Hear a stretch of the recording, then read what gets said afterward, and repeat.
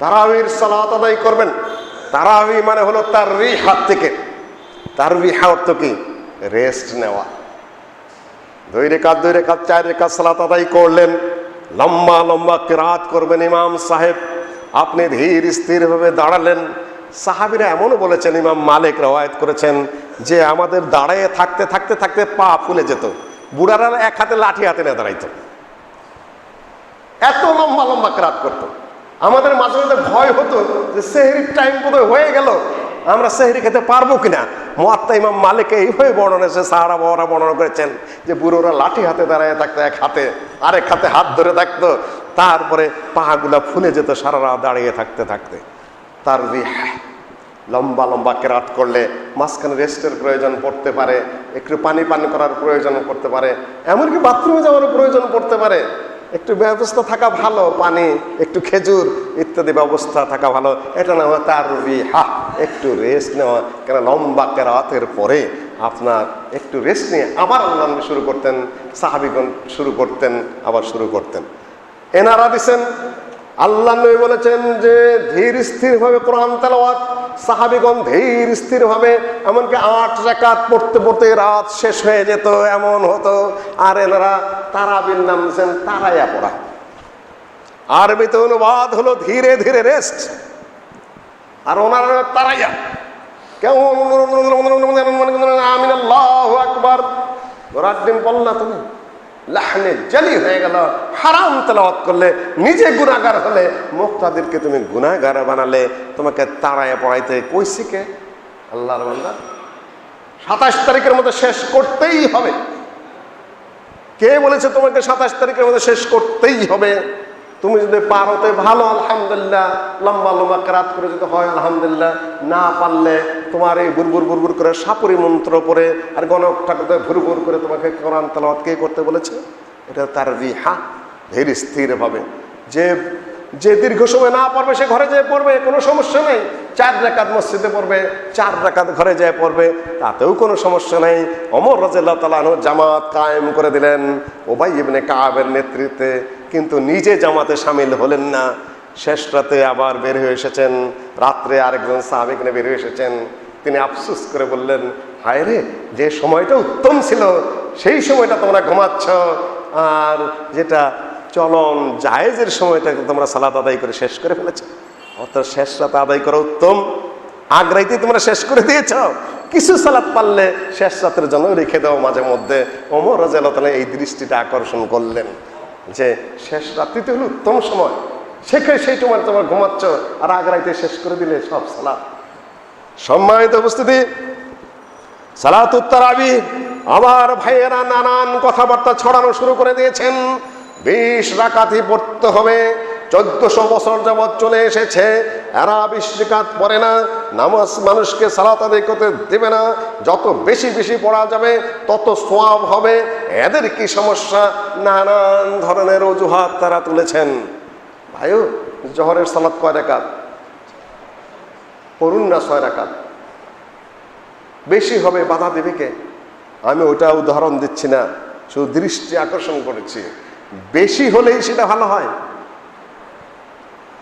মা আয়েশা রাদিয়াল্লাহু তাআলা আনহাকে জিজ্ঞাসা করা হলো, কাইফা কানাত সালাতু রাসূলিল্লাহ সাল্লাল্লাহু আলাইহি ওয়াসাল্লাম ফি রমাদান, রমাদানে আল্লাহর নবীর সালাত কেমন ছিল?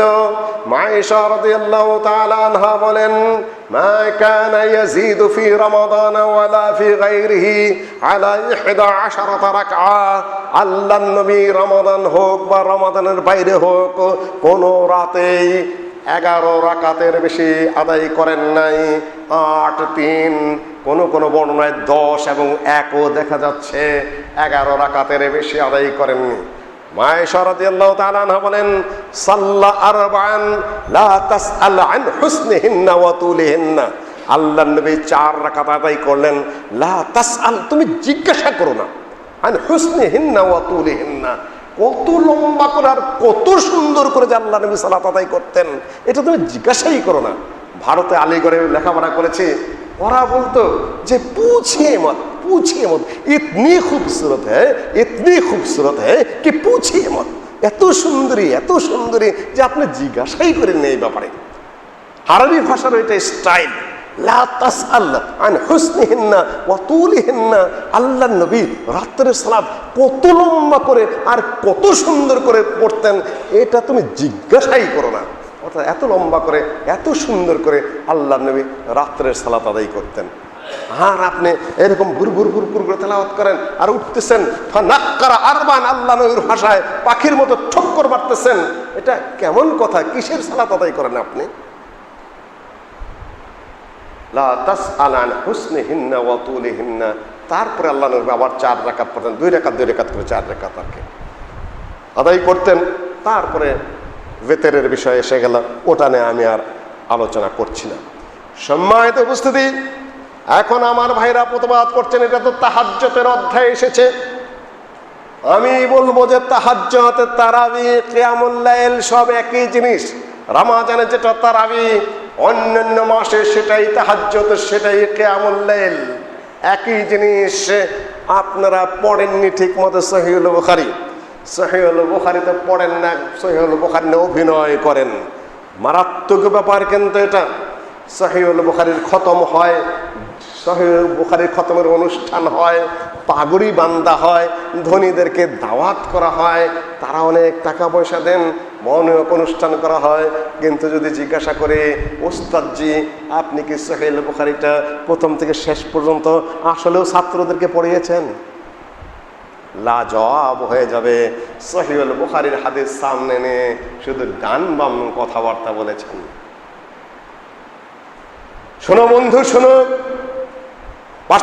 পশ্চিমবঙ্গে একটি বিখ্যাত গান আছে, শোনো বন্ধু শোনো, প্রাণহীন এই শহরের কথা, ইটের পাজরে লোহার খাঁচায় দারুণ মর্ম ব্যথা।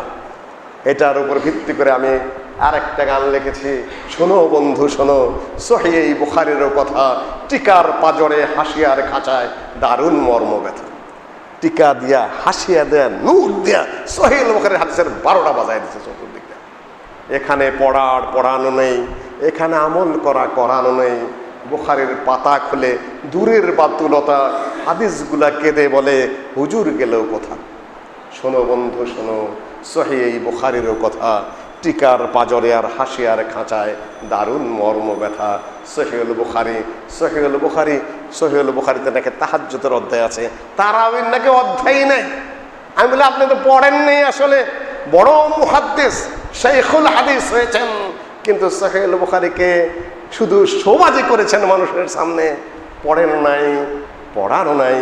বরকত উঠে গেছে, মনের থেকে বরকত উঠে গেছে। এই জন্য আপনি খুলে দেখুন কিতাবুস সিয়ামের, হজের পরে কিতাবুস সিয়ামের অধ্যায় আছে, সিয়ামের অধ্যায়ের পরেই কিতাবুস সালাতের তারাবি একেবারে সহিহুল বুখারীর মধ্যেই আছে। সারা পৃথিবীর সকল প্রিন্টে কিতাবুস সালাতের তারাবি উপরে আছে, আর ভারতীয় হানাফি ভাইদের প্রিন্ট যেটা, সেটা এক সাইড দেওয়া হলেও আছে। আপনাদের ছাপানো কিতাবে এক সাইড দিয়ে দেখেন কিতাবুস সালাতের তারাবি আছে। তাহাজ্জুদের অধ্যায়ে ইমাম বুখারীর উস্তাদ হলেন আব্দুল্লাহ বিন ইউসুফ, আর তারাবির অধ্যায়ে ওনার উস্তাদ হলেন ইসমাইল, তারপরে ইমাম মালিক, তারপরে সনদও এক, ভাষাও এক। তার মানে ইমাম বুখারী প্রমাণ করে দিয়েছেন যা তাহাজ্জুদ সেটাই তারাবি, একই হাদিস।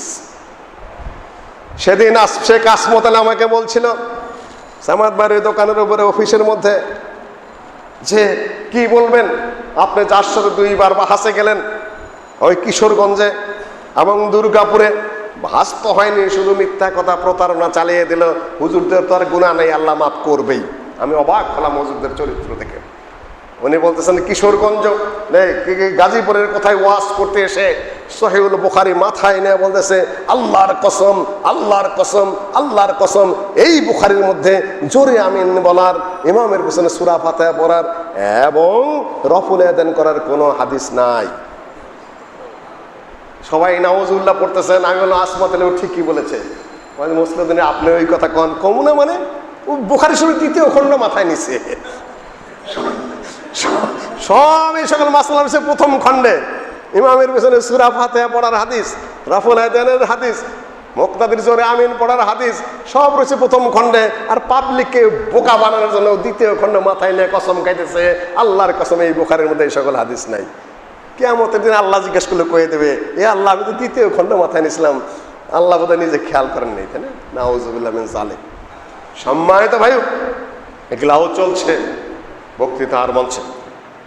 তারাবির সালাত আদায় করবেন, দিনের বেলায় প্রস্তুত থাকবেন যে আল্লাহ আমি যেন এই সালাত আদায় করতে পারি। কেহ যদি 10 রাকাত তারাবি ও 1 রাকাতের ভেতরে সালাত আদায় করে তাহলে ঠিক হবে। হ্যাঁ, একেবারে সহিহ হাদিস দ্বারা প্রমাণিত। 10 রাকাত 1 রাকাত এটা আছে, কোনো সমস্যা নেই।